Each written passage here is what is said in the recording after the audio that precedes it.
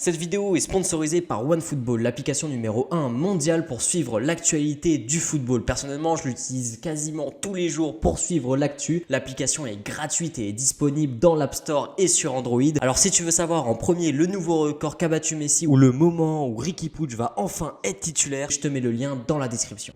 Bonjour à tous, j'espère que vous allez tous très bien. Aujourd'hui on se retrouve pour une nouvelle vidéo en featuring évidemment avec ce bon vieux Badafoot pour les plus anciens. Évidemment, pourquoi bon vieux tout de suite? Je ne sais pas, mais pour les plus anciens, voilà, on a déjà fait des vidéos ensemble, mais c'est vraiment les très anciens. Au parce tout que, début. à l'époque où j'avais 100 abonnés, donc aujourd'hui on va essayer un petit peu d'analyser, de lire entre les lignes la déclaration de Neymar après la victoire en Ligue des Champions du Paris Saint-Germain face à Manchester United. Ce bon Neymar qui ne peut pas s'empêcher de piquer un ça. petit peu, de faire parler de lui. Soit d'un côté comme de l'autre, c'est une déclaration hyper floue qui met bien personne.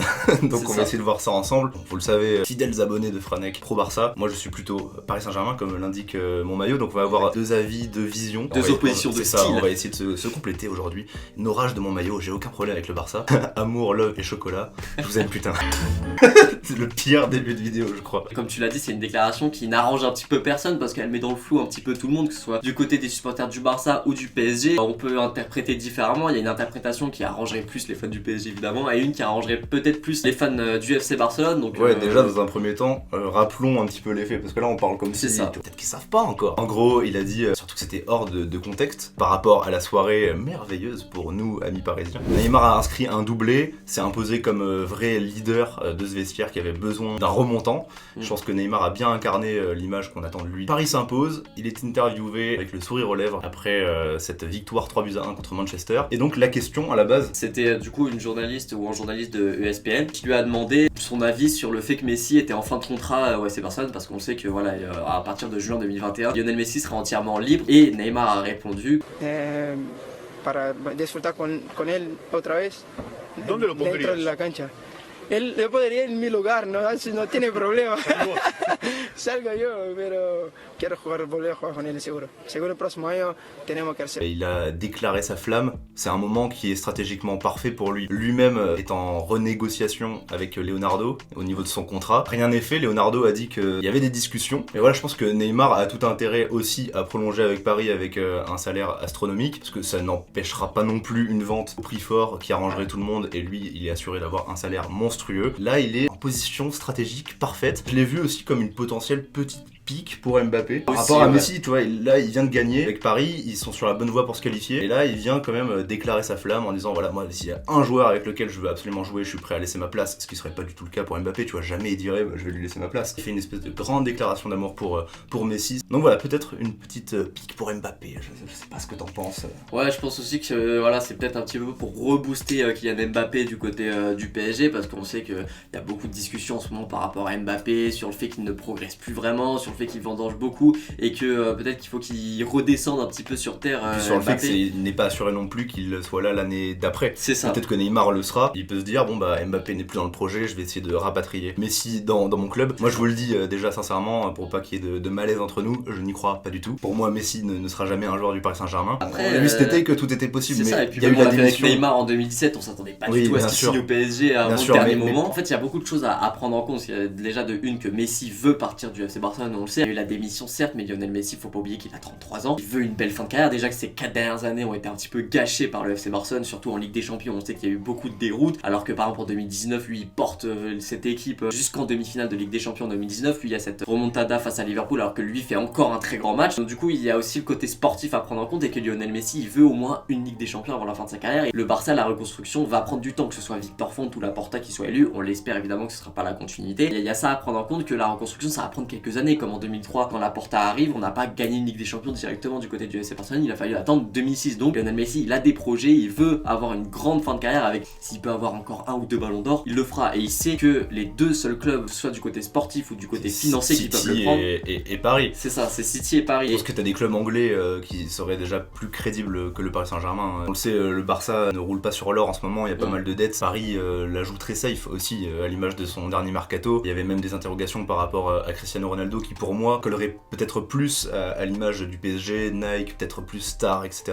La Juve voudrait peut-être s'en débarrasser entre guillemets vu qu'il coûte beaucoup pour le club italien. Donc t'avais une petite ouverture et Leonardo a tout de suite calmé le jeu en disant c'est pas le moment pour faire des folies. Pour moi c'est vraiment pas du tout un cas d'actualité. Après ce qu'on se disait tout à l'heure par rapport à Laporta, on sait que du coup Laporta a présenté sa candidature il y a pas longtemps. Laporta avait déclaré en avril dernier que l'un de ses buts ce serait de d'abord prolonger Messi et que s'il le pouvait rapatrier Neymar. Donc après c'est des déclarations, on connaît, c'est de la politique, donc il y a beaucoup de promesses et c'est surtout voilà pour dire que s'il en avait les moyens il le ferait. Mais après on sait que le FC Barcelone n'a absolument pas les moyens pour rapatrier Neymar, à moins que Neymar fasse des concessions et que limite il paye une partie de son transfert, parce qu'on sait qu'il y a 2 ans il était prêt à dépenser de sa poche. Les choses ont bien évolué et maintenant Neymar n'est pas malheureux à Paris, il est même plutôt épanoui. Pour le coup c'est ce qui me chagrine un petit peu dans son discours hier, c'est qu'il arrive dans un premier temps en s'affirmant comme un vrai leader, un vrai patron de ce vestiaire. Pour moi il a plus d'ampleur que Marquinhos, même si Marquinhos il est davantage politiquement correct. Neymar, ok, tu vas peut-être pas lui donner le brassard, etc. Et c'est justement pour ce genre d'ambivalence en fait. À la fois il va être super leader et d'un côté tu peux le retrouver pas forcément super sérieux ou alors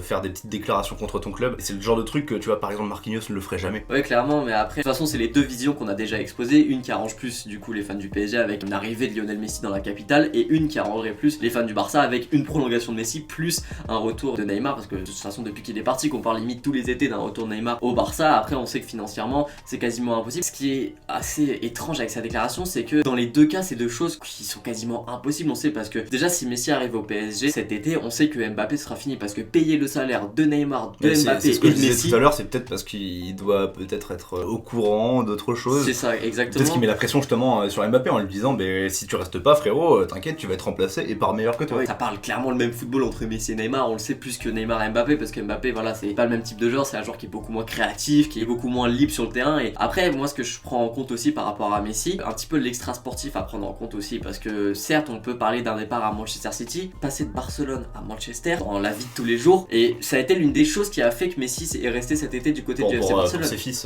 notamment. C'est ça, et pour sa femme et pour sa famille en général, et même pour lui, parce que les deux seuls clubs aujourd'hui dans le monde du football qui ont à la fois les ambitions, l'argent, le sportif, tout, et en plus l'extra sportif avec une ville qui regorge d'ambition, regorge de lumière et est une belle ville, c'est Barcelone et Paris, on va pas se mentir, parce que même Madrid, Messi n'ira pas au Real Madrid, on le sait déjà, il n'y a même pas besoin d'épiloguer. L'Inter, il y a le sportif qui tique un peu, parce que Milan ça reste une belle ville, mais l'Inter Milan n'a pas les mêmes ambitions. Ils ont pas le budget, je pense. C'est ça. Manchester, certes il y a le sportif, il y a Guardiola évidemment qui pourrait attirer Messi, mais il y a le côté aussi vie de tous les jours pour ses enfants et pour sa femme. Donc je pense que ça c'est quelque chose qui est à prendre en compte aussi, même si je suis pas fan de parler de l'extra sportif en général. Je pense que c'est important de prendre ça en compte par rapport à la décision de Messi. Voir une arrivée de Messi au Paris Saint-Germain, est-ce qu'il faut y croire? Neymar on n'y croyait pas, au final ça s'est fait. Je crois pas, et surtout par rapport à la situation sanitaire, budgétaire, tout ce que tu veux. En fait ça ne sera qu'envisageable seulement si Paris retrouve des ressources, si les stades sont à nouveau pleins. Ça va aussi dépendre beaucoup des élections je pense pour moi, parce que même si Victor Font a un très beau projet tout ça, il connaît pas Messi personnellement. Alors que Laporta il connaît Messi personnellement, on sait qu'ils s'entendent plutôt bien, et que Laporta a déjà parlé à Messi, c'est une certitude, même si il avait démenti il y a quelques mois qu'il avait parlé à Messi. C'est très bien qu'il lui a parlé, et peut-être même que Laporta, quelques jours avant les élections,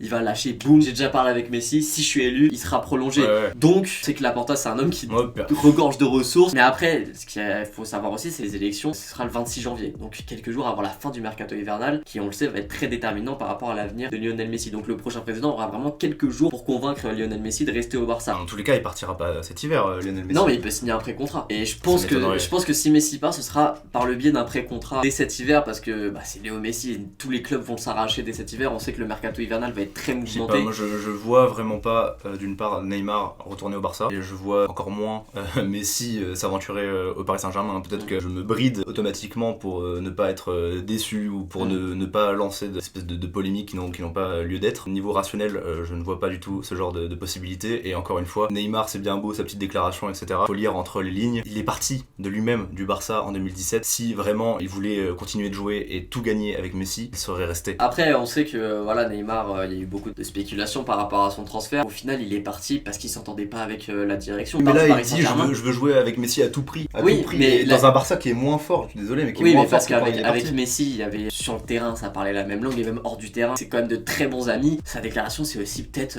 parce que Messi lui manque, et on lui a posé cette question après un match où il était très heureux, et la question du journaliste est un petit peu bête aussi. Le contexte est très important, il y avait un côté vraiment euphorique, il arrive arrive en patron, en leader. Et je pense qu'il se permet pas mal de choses, tu vois. C'est même pas avec la presse francophone. Donc voilà, je pense que le contexte est très important. Peut-être qu'on a trop extrapolé, on s'est trop posé de questions, mais c'était aussi important de creuser, d'essayer de comprendre entre les lignes, comme je l'ai dit. Mais voilà, je pense que parfois la solution est plus simple qu'elle n'en a l'air. C'est ça. Peut-être qu'on se pose trop de questions. Peut-être qu'il aime aussi être au cœur de ce genre de spéculation. Il adore, on le sait. On se rappelle son transfert. C'est le personnage aussi. Son transfert au PSG en 2017, il avait laissé spéculer pendant plus d'une dizaine. Il est très intéressé par son image. Aussi, ça renforce son côté aussi fascinant. C'est un personnage. C'est un personnage de télé. C'est un personnage de cinéma. C'est très folklorique autour de Neymar. Donc voilà, je pense qu'on a fait le tour. On a un peu tout dit, donc faut se calmer un petit peu avec les déclarations de Neymar. On en fait tout de suite tout un plat. Mais là, ça faisait tellement longtemps. Ça semblait vraiment derrière lui. C'est ça, en fait, c'est arrivé vraiment comme un cheveu sur la soupe. C'est comme ça qu'on dit. Oui. On va dire que c'est un cheveu en tout cas.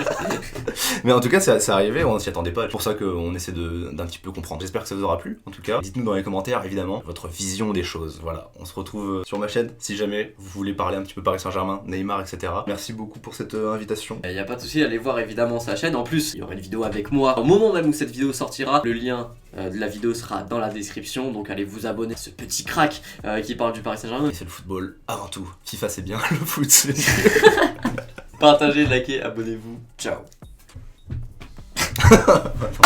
J'espère que tu zoomeras pas sur ce lever de sourcil pitoyable.